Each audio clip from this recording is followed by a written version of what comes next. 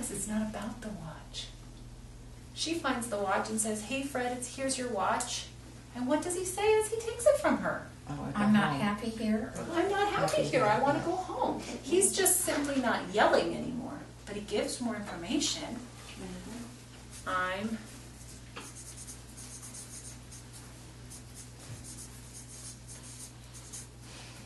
want to go home. And what does she do? She asked him the question, tell me about your home. Yeah. Tell me about home. I'm just going to shorten this for space. Tell me, and that she's joining in his reality, right? And then she says, I understand you're from Texas. And so she's giving some familiarity. You're taking it in a different direction, I think. Right. So the big thing is, from your list of tips, connecting and distracting. This whole thing. Remember I said if you were taking notes last time, next to distract, use distractions. Write down first connect, then distract. Right. So first she connects. Here she's connecting. But she had to have known about him and known him. She had feeling, or she wouldn't have known he was from Texas. Right. It's important that she knows Texas. And it it's still wouldn't. nice that she has that feeling. Absolutely. Still would have worked if she didn't say Texas, right. But Texas is gravy. Absolutely. So she's connecting and distracting.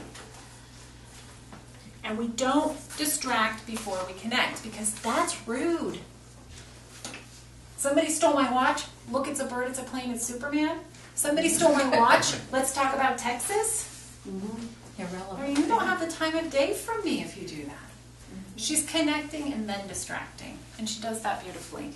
So now he's talking about El Paso. And he's calm. That doesn't mean 5 minutes from now somebody hasn't stolen his watch again. It means in this moment she didn't add fuel to the fire.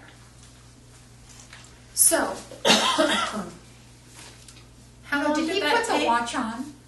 I don't remember. I know he holds it in He his holds hand. it on. So this took about 90 seconds versus hours and hours and all day. So even if you have to do this 20 times that day, less than an hour of your time. Can you move that over just a tad? I can't get the whole I thing. can try. It's out the door. This towards you. It's stuck on the door though. Okay.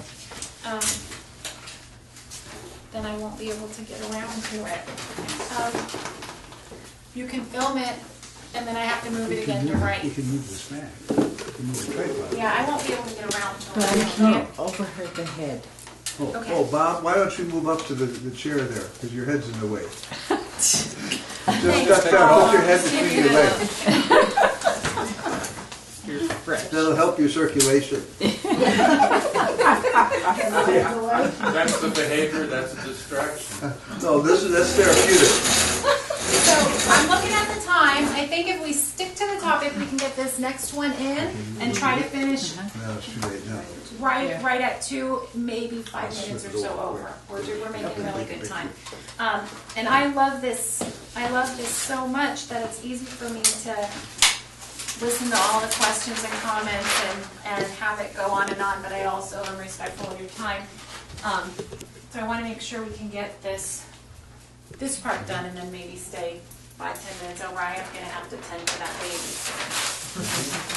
Okay, so this next one is around hallucinations and delusions, which can be really tricky for folks. Sometimes they can feel scary, and often psychiatrically, what's recommended. Whoops, I didn't mean to press that. Psychiatrically, what's recommended for disorientation, hallucinations, delusions, is to reorient. But this is hallucinations and delusions caused by an organic brain disease. We're not going to ever fix that. And I would suggest even with somebody who has a psychiatric issue, in the moment, you're not going to convince them anyway. You might do reorientation when they're feeling more clear. But in the moment, when they're psychotic, that's what psychotic means, experience is out of touch with reality. When they're psychotic, you are not going to convince them that their experience is not their experience any more than you're going to convince me right now that my experience is not my experience. It is. So we're looking at dealing with psychotic behaviors, and you might get someone whose family says, oh, they're taking an antipsychotic, or they have psychotic behaviors, and that might sound scary to you. Psychotic simply means experiences out of touch with reality. So a hallucination is a psychotic symptom. A hallucination requires one of the 5 senses to be involved. So I hear it, I taste it, I feel it, I smell it, I see it, and it's not really there. That's a hallucination. A delusion is a belief that is out of touch with reality.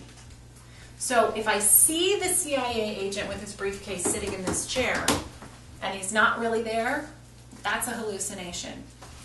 If I have to wear tinfoil on my head because I think the CIA is after me, that's a delusion. Get the difference? Mm-hmm. So sometimes we think it's a delusion and it's really just confusion, right? Because they've got dementia. But sometimes it's really psychotic. You know, where are those kids going? What kids? Those kids right there. And they're not really there. How often does it go into that stage? Does it always go? Or? I think it's pretty common. Depending on the diagnosis, sometimes more common than not. Lewy body has visual hallucinations as part of the diagnostic. But with any dementias, you can have psychotic symptoms come out.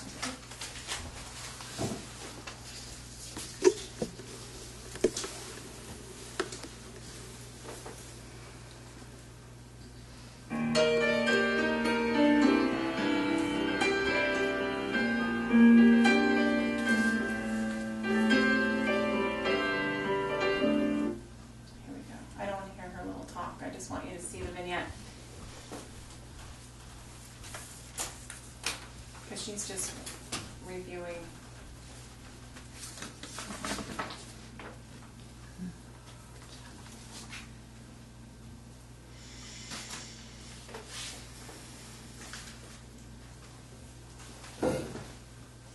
The consequence. So You this continue looks to like a record the facility, information but it until could you be a begin to home see a just as pattern. easily. This may only take a few days for behavior that happens often, or longer for less common behavior. You then change either the A, changing behavior is not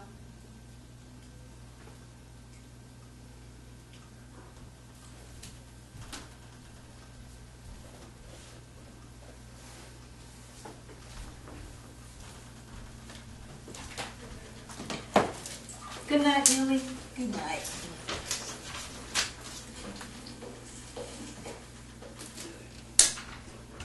Stop it! Stop it! Get out! Ow! What's the matter? A man! He wants to steal my money! Millie, there's nobody here. Calm down. He's gonna help me! Don't go! You're fine. You're fine. Ow! Again, we look at that and we think, oh, that horrible caregiver. But she's trying. She just doesn't have the skill set. She's not using a tool that's working for Millie right then. So what's the initial problematic behavior that we see in this vignette? Woke up screaming. So she's sitting up in bed. I don't even know if she's gone to sleep yet. Yeah, well, She's it's sitting kind of hard up to tell time there. in bed, and what is she screaming? Stop it. Stop it. Yeah. Saying stop and get out. What happened right before that? We actually witnessed the antecedent this time. Turn the light on. Turn it. And Left Left. alone. so the caregiver turned out the lights, and the care receiver was alone in the dark. So she's alone in the dark, caregiver's gone, lights out, she sits up in bed, starts screaming, stop it, get out, and then what happens? Caregiver comes in. The light goes on. Yeah. I thought She that was turns the cameraman. on the light and asks what's wrong.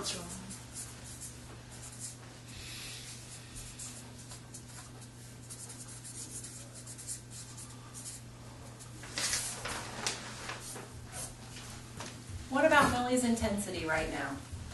Same level. Yeah, I think it's about the same level. We get more information though. What does she say? The man's trying to steal my money. Right, there's a man who wants to steal my money. Yeah, the money. There's a man, he wants to steal my money. But she's not louder than she was before. She's still, I'd say here she's also, she's sitting up, she's screaming, and she's also kind of shaking. Kind of shaking, yeah. Very scared. We can surmise that she's scared, yeah. So she says, there's a man, he wants to steal my money, and what does the caregiver do? There's nobody here. Bless her heart. She's trying to reassure her, but she's reassuring to the words and not the emotion, right? So she's using logic and reasoning. She says, there's no one here. So, L&R, logic and reasoning, contradicting.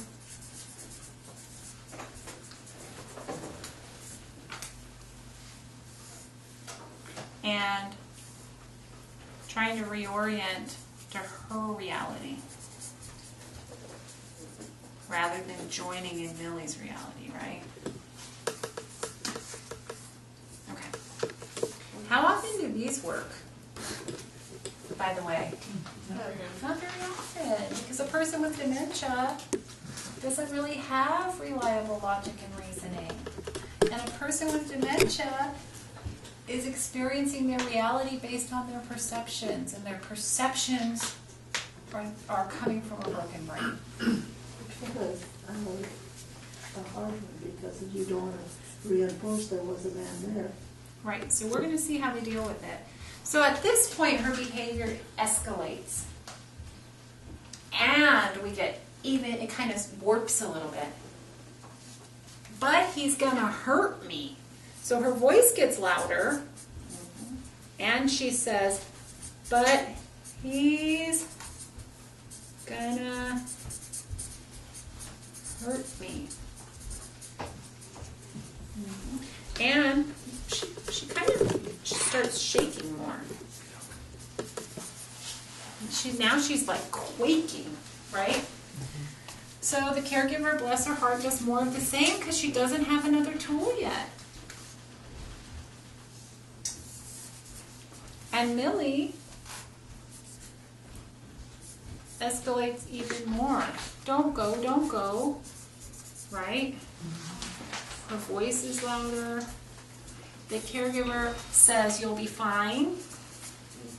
Don't turn the light out. Yeah. She turns off the light. She was not my mother, was she? And she leaves. So, now we see Millie screaming, help!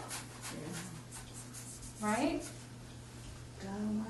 At what point does her behavior increase? Here. In response to the good old logic and reasoning, reorienting, and contradiction. That'll do it every time. So the caregiver who leaves that room, I mean, we can just see it on her face, feeling overwhelmed, feeling defeated, feeling at a loss. She feels totally unempowered in this situation. And she feels responsible for all of this. It's really common for caregivers to feel responsible for all of this. Really, the caregiver just needs to kind of narrow her lens and focus on this. That's doable. This is overwhelming, but this we can chew on. She just needs to tweak logic and reasoning, reorienting and contradicting, because that's what caused the behavior to escalate. By the way, how much power does this caregiver have? She thinks she doesn't have any power. She feels pretty powerless in this situation. We talk about the care receiver being rendered powerless. Often caregivers feel pretty powerless too. But how much power does she have? Does she have power over the antecedent? Lights. Yeah. Yeah.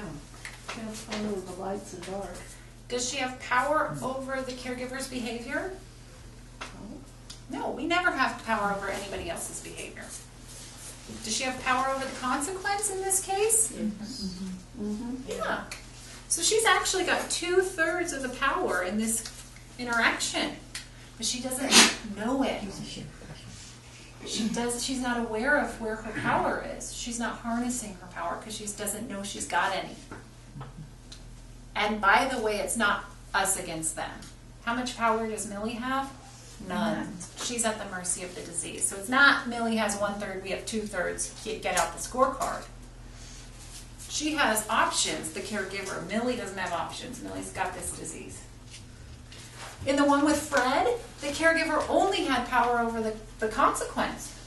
Power over the fact that he couldn't find his watch. He might have had 10 watches on his arm and not recognized it. But she did have power over the consequence.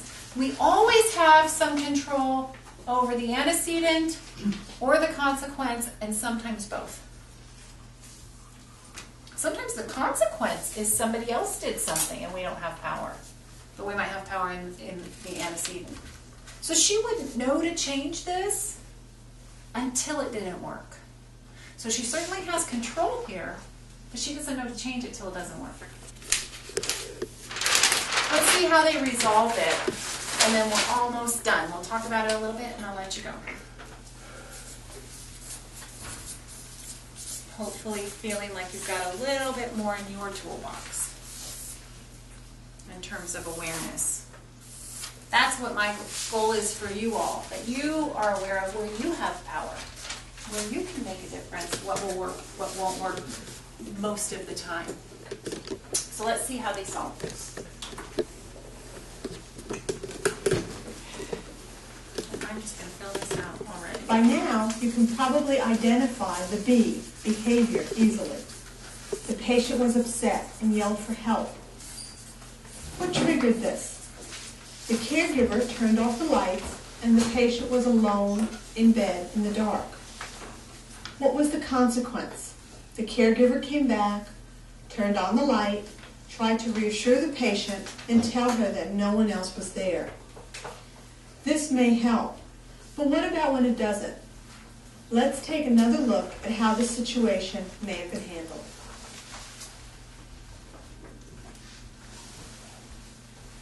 Good night, Millie. Good night.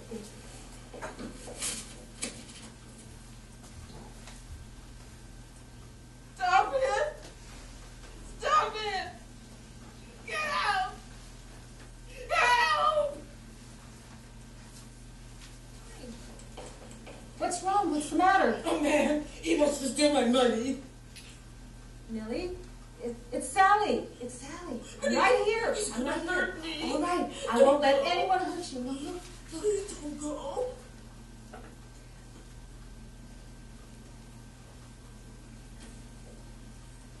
It's fine. It's fine, Millie.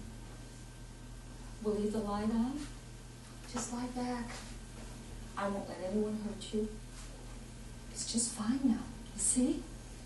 Okay? We'll leave the lights on. Okay, so let's chart this one together. I want to get the DVD out before we do that, or I'll forget to take it. So the initial problematic behavior was the same. She's sitting up in bed, yelling for help.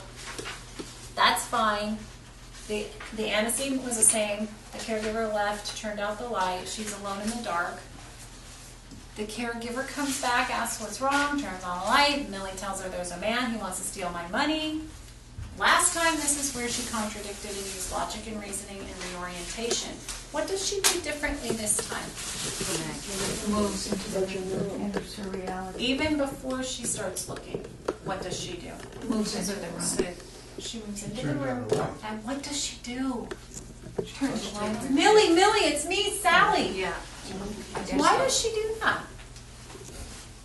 Why would you think? Familiarity and Safety. Familiarity and safety? reassurance. Orientation. I see that Millie's really disoriented right now. I'm not going to even assume she knows who I am. That could be her daughter for all we know. But we're not going to assume in that moment that Millie knows. Millie, it's me, Sally, before she does anything. So she IDs herself. And then, even at this point, we see Millie start to calm a little bit. She's quiet. She's not even talking. She's still quaking, and her eyes are big and alarmed. But she's starting to de-escalate. We've already exceeded the goal. So then she starts looking around. Well, she went right to where the hallucination was, where the danger was. Right. Because here's the deal. We can't assume people are crying wolf. What if there really is a man? You know, people with disabilities, cognitive, mental disabilities, are at great risk for being victimized. Because everybody either assumes they're crying wolf or because they can't accurately tell you what's happened to them. So I think, as a matter of course, we should at least look, because what if it is true? In this case, it was a hallucination. But what if there was somebody? We should look. I mean, that's just common decency, common sense. And see, she moved around the room. Right. So I she mean, looks actually, around the you know, room. She but is she could showing also- Millie, I am helping. She's not just talking about help. But she could She's still have helping. seen her as the man who was going to steal from her. She could have. It didn't happen in this case. So if that did happen, we'd be charting something differently. Anything can happen, and then we just go back to the drawing board. Yeah, and then you keep trying. Yes. So this time that didn't happen, thank goodness. You So know, she but starts- again, in this time, Alexis, she touched. Uh-huh. She touched her. Joining. So touching must at times be calming. Comforting is absolutely calming if the person wants it. So I'm not saying don't Yeah. touch. I'm saying gauge that carefully. I use a lot of touch, but I always gauge it. Not everybody wants to be touched. And when somebody's angry, gauge it carefully, because you could get caught. Right. Yeah. So she's joining in Millie's reality while she's doing this. And she's connecting. She's setting herself up to connect and extract. She's connecting. She's starting to connect all the way up here. So then Millie actually starts to, she's still kind of shivering a little, but she's not quaking. She's quiet. She goes back and she says, it's fine now. Now. I'll stay. She doesn't say, it's fine, it's always been fine, I told you there was no one here. She just says, it's fine now. That still allows for Millie's reality. It doesn't shame her, it doesn't contradict her, it just talks about the present tense. It's fine now. And that's another thing that I use, for family members when the person say, how come you never come, how come you never come? This might come up for you. How come you never come and see me? And you've been there 3 times that week, right? You can say something like, I really miss you when I'm gone too, but I'm here now. We're grounding them in the present tense, and the present tense is safe. It's fine now. And I'll leave the light on, I think she said. I won't let anything happen to you, I'll stay in. and I'll leave the light on. And Millie is calm. And this is about 2 minutes versus potentially all night long. So even if she has to go in there 40 times that night, it's 80 minutes. She probably won't have to go in 40 times. She might have to go in 10 times. It's 20 minutes of her time. Now, I'm not saying that's not exhausting, because going back and forth is exhausting. Less exhausting than constant tug of war. So as caregivers and as people without dementia, working with people with dementia, we have a lot of power in the situation. We need to recognize where that power is. Our power is always in how we choose to behave. Our power is always in what we say, what we do, how we respond. We never have power over the other person. So I think bottom line for all of you, leaving this training, I would hope that you're leaving today not memorizing everything I've said, but with a sense that there are ways to connect. There are ways to connect quite meaningfully. There is some depth there. I have something to offer. Turning on the lights, we all feel better now. I have some power and control here. And I hope you leave with realistic expectations of yourself, of the person you'll be providing care for, and of their family members that you're providing respite for. Don't forget that. The whole respite program is a service for the caregiver, for the family member. Don't underestimate that value. So you have a huge, huge, huge value and purpose in their lives and in the community at large. I really, really want to thank all of you for your interest in this program, and hope that you'll get something worthwhile out of it, as well as providing something incredibly valuable. I am available absolutely to provide consultations for troubleshooting. Just be aware that if you call and you get me, you might be on the phone for a long time, because I love talking about figuring out problem solving, talking about behavior management issues. So I'm happy to do that. You may call our office and have to leave me a voicemail. You may email me and have to wait a little while because I'm in the field quite a bit. I'm not back from maternity leave until mid-September, but that week I'm back. I'm giving a talk in Santa Rosa, a talk here at the Senior Center, and a talk in Eureka that whole week, so I won't be in the office. I'm going to be doing, Redwood Caregiver Resource Center is partnering with the Ukiah Senior Center as well to start doing monthly videos and trainings. So if you get the Senior Center newsletter, you'll be notified of that. But it's the third Wednesday of each month from 10 until noon at the Senior Center. We'll be offering those. The third Wednesday of each month. What class is it? Oh, I didn't know. It's a monthly, there will be different topics each month. Oh. So the first few are actually similar to what you've just gone through. So if you want refresher or you want to refer someone, we're going to be going over those tips and principles and concepts in those first few classes. Then there are other topics as well. When and where? The third Wednesday of each month at the Senior Center from 10 until noon. This will start September. Starting September 18th is the first day. And which senior center? The Ukiah Senior Center on Leslie Street. Starting September 18th. And Leslie is off of Major Street? It's between Perkins and Gobi. Oh, okay. Alexis, are you a support group that meets Monday? Yeah, we have a support group that meets twice a month. I'm generally the person who facilitates that. Our other family consultants have been filling in for me while I'm on maternity leave. It meets the second and fourth Monday of every month at Community Care in the conference room, and that's also from 10 until noon.